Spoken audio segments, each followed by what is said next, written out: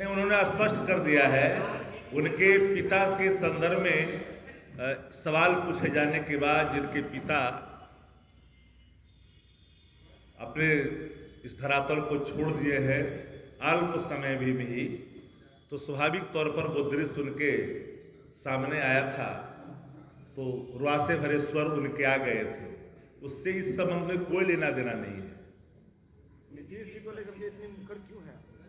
नीतीश कुमार जी आदरणीय हैं, हम लोग भी आदर करते हैं, माननीय नेता भी आदर करते हैं, पर वो अचेतन अवस्था को प्राप्त कर लिए हैं। एक बयान पर जिस तरह से जनता दल यू और भारतीय जनता पार्टी ने मानो कि आपाधापी का माहौल बना हुआ है। बिहार के एक डिप्टी सीएम ने बिहार के मुख्यमंत्री को रद्दी माल कहा था। जिन लोगों को याद ना हो कृपया याद करें। महिला सशक्तिकरण और भारतीय जनता पार्टी और जनता दल यू, एनडीए और महिला सशक्तिकरण दोनों में काफी विरोधाभास है। लड़की के गले में झोला पहनाना महिला सशक्तिकरण नहीं होता। कटोरिया के माननीय विधायिका को शब्द से घायल कर देना महिला सशक्तिकरण का प्रतीक नहीं होता। महिला खिलाड़ियों के साथ अभद्र व्यवहार हो, उत्पीड़न हो, यह महिला सम्मान है। माफ करना, दैवत प्राप्त मर्यादा में रहने वाली स्त्रियों को बिंदी लगाने के लिए, सिंदूर लगाने के लिए कह देना, यह महिला सम्मान का प्रतीक नहीं है। सेंटर होम महिला सम्मान का प्रतीक नहीं हो सकता। माफ करिएगा, कालांतर में अगर आपने देखा होगा, नहीं देखा होगा तो मैं आपको स्मरण करा दूं।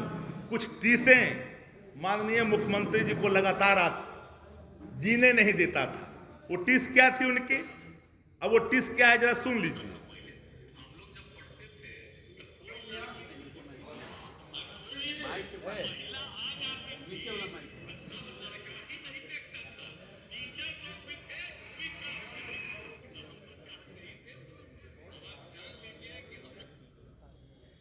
अपने फिर मैं इसको रिप्ले कर,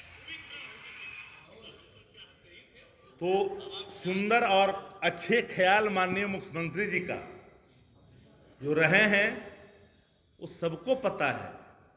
कभी कभी शब्दों के अर्थों को समझे बगैर कई लोग कई चीजों को अपने ही रूप से परिभाषित कर देते हैं।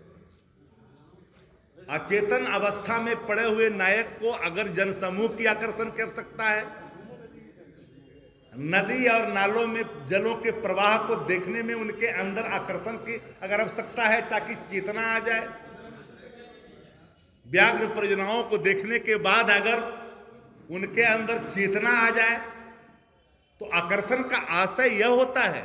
ये शब्द कभी कभी मजाकिया लहजों में भी कहा जाता है। उद्देश्य को समझना चाहिए कि जो लोग माननीय मुख्यमंत्री के अचेतन अवस्था का अनुचित लाभ उठा रहे हैं उनके अंदर एक आकर्षण होनी चाहिए।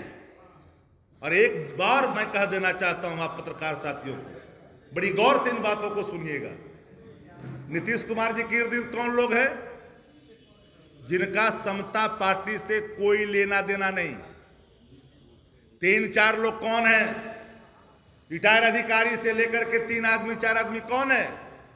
समता पार्टी से न कोई वास्ता, लोकनायक जयप्रकाश नारायण जी के आंदोलन से कोई वास्ता नहीं, राम मनोहर लोहिया जी के सिद्धांतों से वास्ता नहीं। ऐसे लोग आज उनके इर्द गिर्द घूम कर करके सामाजिक न्याय, धर्मनिरपेक्षता, समाजवाद सबको धोखा दे रहे हैं। और एक घुटन सी है जनता दल यू के अंदर, कई बिंगू खड़े हो चुके हैं।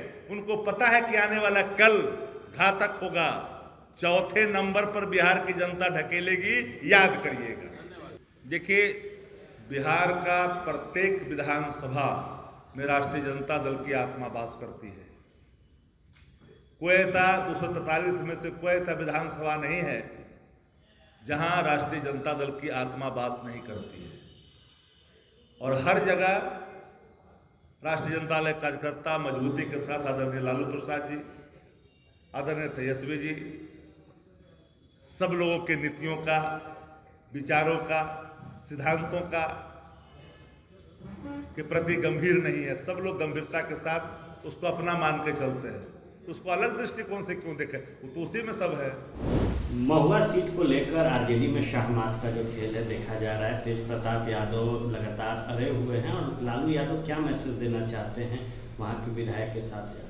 देखिए, राजद परिवार की पार्टी है, ये खाता न वही लालू परिवार जो कही वही सही। तो फिर उसमें जो कर्जकर्ता है वो कर्जकर्ता नहीं, बंधुआ मजदूर हैं। उनको उसी टाइप से आदरणीय तेज प्रताप जी ट्रीट कर रहे हैं, चूँकि वो जानते हैं कि जहां मैं उंगली रखूंगा वही मेरा है। ये लोग जमींदारी प्रथा के घोतक हैं। इनके लिए कर्जकर्ता विधायक सब जो है ये रैयत टाइप से हैं, जमींदार हैं, ये मालिक हैं। तो मालिक जो कहता है वही नौकर को करना पड़ता है। तो राजद में कर्जकर्ताओं का वैल्यू नहीं है, कर्जकर्ता राजद में नहीं है, आदेश पालक लोग हैं। तो राजा जो कहता है उसको पालन करना पड़ेगा। ये गरीब गुरबों के नाम पर, आम लोगों के नाम पर लोगों को ठग करके मॉल बनाने वाला परिवार है। ये देश का सबसे सुप्रीम घोटालेबाज परिवार है। अब जो है सीट घोटाला होगा, आप देखते रहिए। भाई तेज प्रताप जी के द्वारा ये कहना महुआ से हमारा पुराना संबंध रहा है, और उसके बाद फिर पोस्ट करना कि महुआ में हमने कई विकास के कार्य किए और अपने माता जी के फंड भी महुआ में हमने लगवाया है। और आज आदरणीय लालू प्रसाद जी का महुआ जाना, इससे स्पष्ट हो गया कि अगले विधानसभा के चुनाव में भाई तेज प्रताप जी महुआ से उम्मीदवार होंगे। आप सब ने देखा होगा, मीडिया के माध्यम से एक वीडियो सामने आया, महुआ के वर्तमान विधायक कैसे फफक फफक के रो रहे थे माननीय मुकेश रोशन जी। आज आदरणीय लालू प्रसाद जी माननीय मुकेश रोशन जी को मनाने गए थे। वो कहने गए थे कि अरे भाई हमारे पुत्र के लिए ये सीट छोड़ दो, क्योंकि आपने देखा था मुकेश रोशन जी ने कहा था कि मैं एक पढ़ा लिखा हूं, मैं खेती थोड़ी करूंगा। तो आज आदरणीय लालू प्रसाद जी महुआ गए थे माननीय विधायक मुकेश रोशन जी को मनाने। कभी राजनीति में आदरणीय लालू प्रसाद जी कहा करते थे कि रानी के पेट से राजा अब नहीं कोई होगा, लेकिन दुर्भाग्य देखिए, आदरणीय लालू प्रसाद जी जब भ्रष्टाचार के मामले में फंसे तो आदरणीय राबड़ी देवी जी को बिहार का मुख्यमंत्री बनवाया उन्होंने।